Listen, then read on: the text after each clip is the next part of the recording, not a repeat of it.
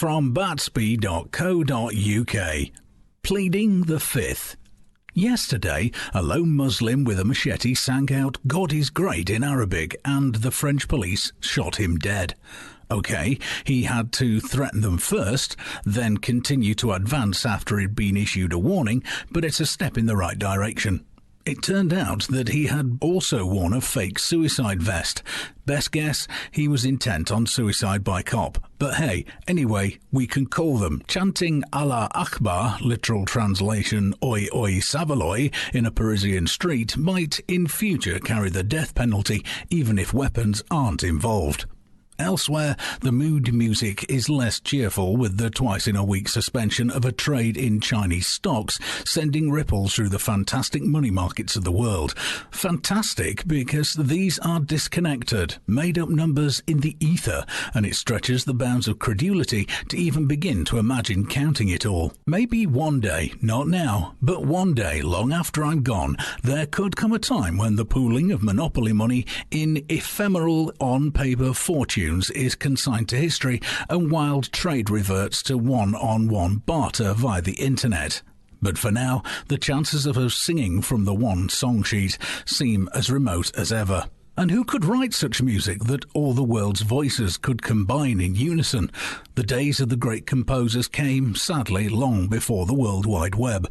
But then, would such universal reach dilute or distract those great talents? Giants such as Beethoven created such enduring scores that modern classical music seems one-dimensional in comparison. From whence came their inspiration?